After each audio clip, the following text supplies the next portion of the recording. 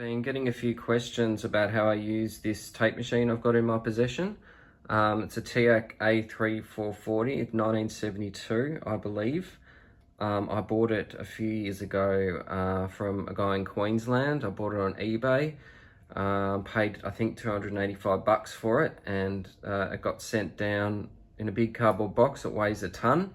All it would do was spin in reverse, and that's so it wouldn't record or play or do anything. So I had to find some tape for it to record on, which was a bit of a mission itself. When I got that, I figured out the machine only worked in reverse.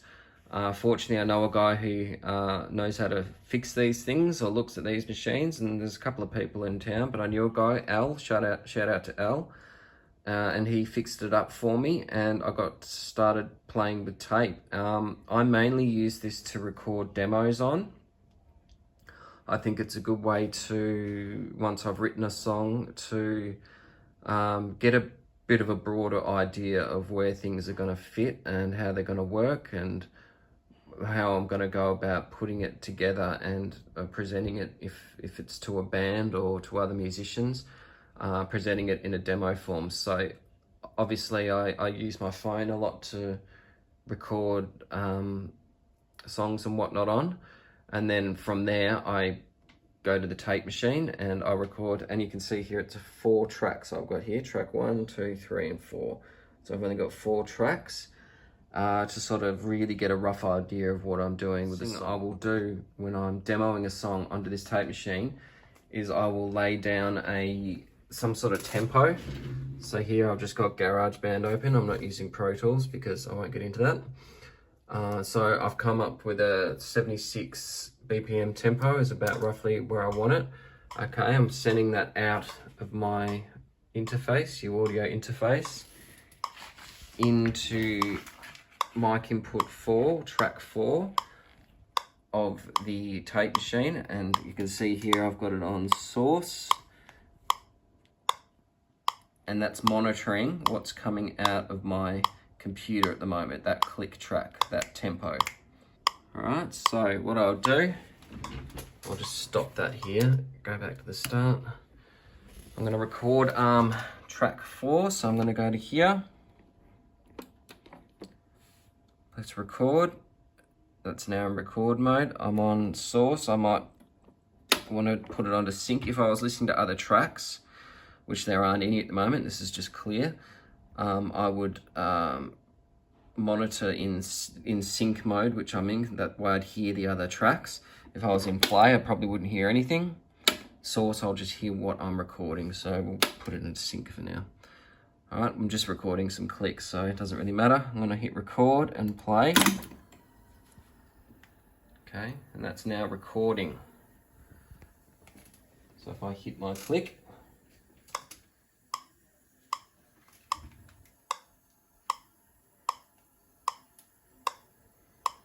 so what I'll do is record, I don't know, probably about 4.5 minutes, however long I've timed out my song to be, whatever I want to record, of tempo. That means I've got a guide to play along with, because it's very difficult to play along with yourself without any tempo reference, all right? So recording that in now. All right, so I have recorded my, my click track, my tempo reference, onto track 4. So I'm going to now play that back. So we'll have a listen. Make sure it's all working. I've actually done this at the end of something, so I just had to rewind a bit. There it is. All right. So I'm now monitoring out of play.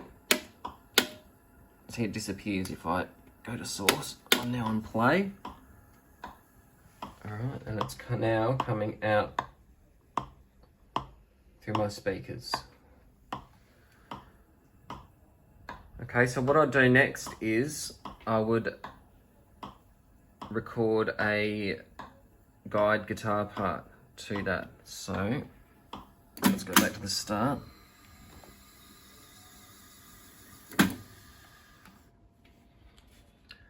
Okay, we'll pick another track. Now I've got a microphone here, 421, really good dynamic mic. Now these tape machines don't have phantom power, so I wouldn't be able to use the condenser mic unless I had a mixer which had some phantom power in it, but these don't. So what you do is you get a special cable that takes it from the mic plug to a 1/4 inch like that. And we'll go into track 1. Mic's plugged in. Have a listen. Alright, we're a little bit hot signal wise, so just turn that back down a little bit. This is only for demonstration purposes. Alright, so I'm going to now hit play and record my guitar part. Another thing before I get started, what you might want to do as well, and it's a good idea, is clean the tape heads. And what you do is you get a like a cotton swab and some methylated spirits or alcohol, and just clean the heads, get all the tape residue and stuff off them, and just clean them off and just give them a minute or two to dry, and they're good to go. Alright, so we've just recorded our guitar part along with the click, so I'll take it off record, go to play. Let's have a listen back. So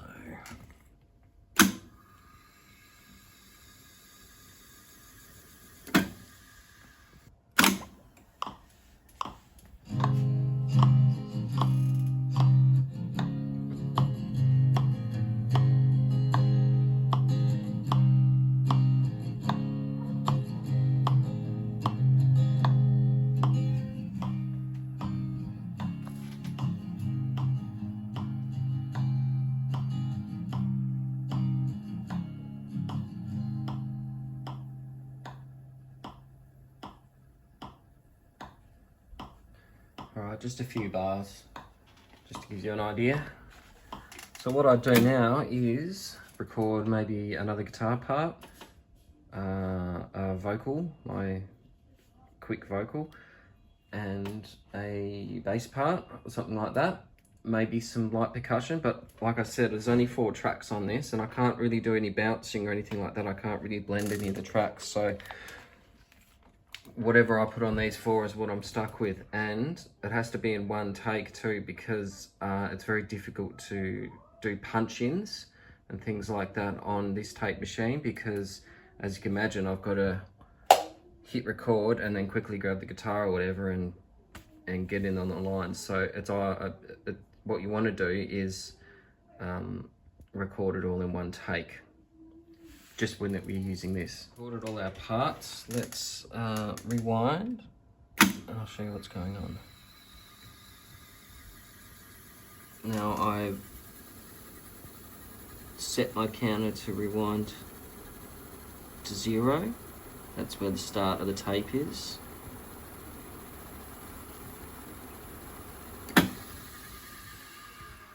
Ooh, just missed. And this amount of tape, this spool of tape, is about 30 minutes worth. Alright, so 30 minutes worth of tape you get on one spool, thereabouts. And that's one way. So 4 tracks one way. Some of the 1/4 inch reels that you'll get music-wise will have, like, they'll be designed for left and right speakers. So you might have half an album on tracks 1 and 2 going one way, and then the other half on the other half of the tape going the other way, if that makes sense. So if I play them back on here, I've got 2 tracks that will be normal, say 1 and 3 will be playing normally, and then 2 and 4 will have backwards music on it, because it'll be the other side of the record, which is pretty trippy sometimes. And I've got some tapes like that. You can do some cool things with tape too, I'll show you in a sec. But you know, you can do some tricks, you can reverse the reels, you can play with the speed. I'll show you a little bit of that in a sec. But we've rewinded our tape. I'm sending it out of the tape machine into my DAW through my Audio Apollo. I've only got 2 tracks on this Apollo, or 2 actual tracks to plug into on the back. So I've got, I think 1 and 2 in those, but I've also got an optical input. So that's what I'm using this preamp for, or these digital preamps. So I've actually got, I think it's, yeah, an additional 8 optical inputs, so I can plug in more mics. All right, so I've got the other tracks, 3 and 4, coming in there, and I've just got ADAT 1 and 2 on those because that's my reference for Pro Tools if I was recording into Pro Tools. But in this case, we're just using GarageBand vocal in on, where am I? Track. I can't see now, hang on. What do I have to press? No, don't do that. Don't do that. Why are you doing that? I didn't mean to do that. Turn that off. Alright, so here we are. We've got vocal in on 1, guitar in on 1, this is monitoring. Second guitar, I think on like 11 or something, I've got to have a look. And bass in on like 14 or something. That's just the way the tracks come in on GarageBand. So if we hit play on our machine, we should hear those.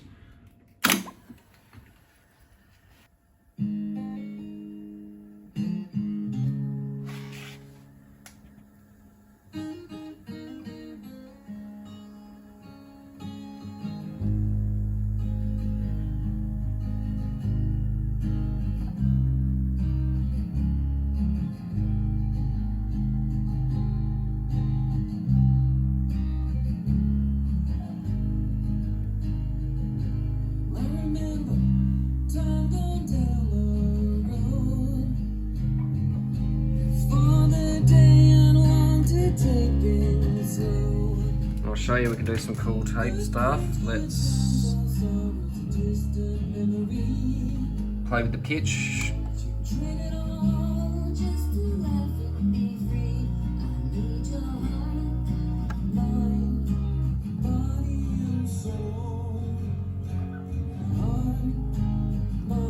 So that's what that button does. You can change the speed here too.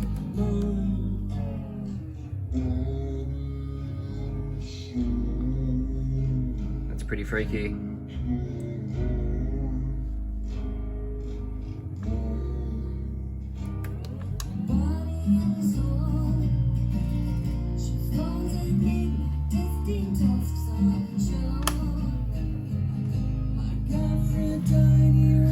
So you can do some fun stuff, and if you record things at different speeds, you can then manipulate the pitch and things like that.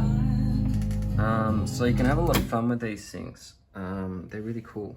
They're really cool. What we do then, so we've got it monitoring. I would then, let's go rewind. Just start. Let's see if I can get it on 0. It's a real skill to this. Just missed it. Oh well. So what we do then is record our tracks now that we know they're going through. Vocal, guitar, and do bass. And then I just hit record. Mute that. Alright, and then play my tape tracks into my DAW, like so.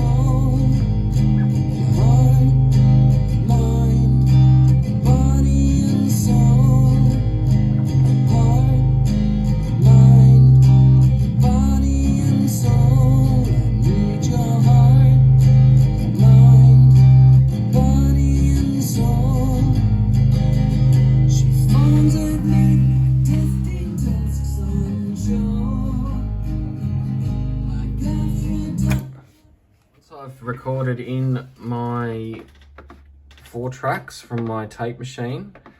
I can then do a bit of a mix on it in my DAW. All I'm getting out of here is the raw tracks, so the tracks that I've recorded, and that's it. Unless I had, well, I do, but I don't have a big like console thing. If you had an old school console, you'd route the tracks through that, and then you could add your effects and compression and panning and do all that, and then record your final mix, and that would be your final mix. That's how you do it back in the old days. I don't have any of that. I've just got the tape machine. So I record my 4 tracks, get them nice sounding, and record them into my DAW. Now, before we're playing a little bit with our speed, I'll just do that again. Hang on. So we can hear it. So we're mucking around with this. I like to print a track like this.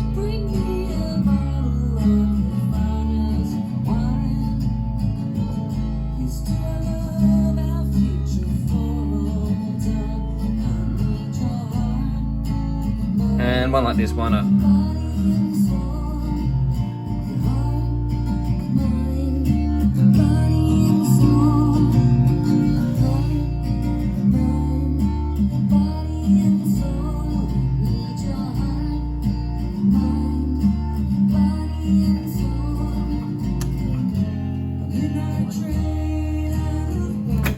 Sounds too slow now when I put it back to normal.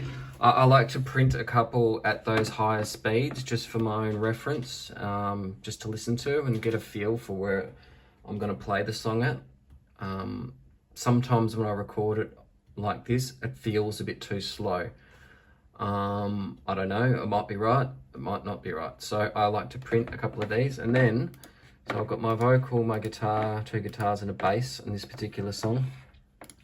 Then I can add my EQs and whatnot in my DAW and just muck around with a bit there. All right. Send it to an echo reverb, really quickly mix it, and then I can then export a pretty finished mix of my little 4-track demo, which I'd send off to the band or whoever as an idea of where I'm going with the song. So I've mixed this with a bit of EQ and compression, nothing special, same here. On the bass, what do we got on the bass? EQ, compression, nothing major. Vocals got a bit going on, got EQ.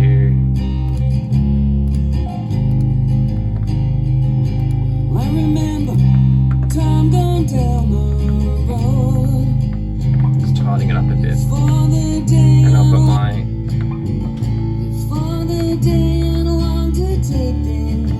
quicker speeds. Good friends, good times, our song. Oh, just to laugh and be free. I need your heart, mind, body and soul. Good times, our song was a distant memory. She traded on just to laugh and be free. I need your heart. Okay, and that's about it. Like I said, I've only got 4 tracks, so if I'm going to add to this, I might add a bit of percussion and stuff, but I'll have to do it inside GarageBand. I've used all of my tracks on my 4-track, so I'd have to, you know, add a little bit more on GarageBand, which I might do. I might just leave. The next process for me would be to listen to this, ingest it, share it with whoever I'm sharing it with. I would then probably do another demo, all in the DAW, that would have drums and any additional things that I think would suit the song. I would then add to that demo. I'd probably do a better vocal take. I'd probably work a bit harder on that, and really sort of get the song to almost to the point where I think it's complete, and then go into the studio. So I've got a really clear picture of what I'm going to do and how I'm going to do it. It's all about planning and preparation, because studio time's expensive and I don't really have the time and the money to spend trying things out on studio time. It's better to do it here and get all my arrangements and ideas down. Things can happen in the studio, you know, other musicians come in with their interpretations and they're often better than, or totally different to what I had in mind, in which case we'd roll with that. But I like to have a pretty clear plan of what I'm doing, and this is where this helps. So yeah, it's a pretty cool piece of gear. You can have a lot of fun with it.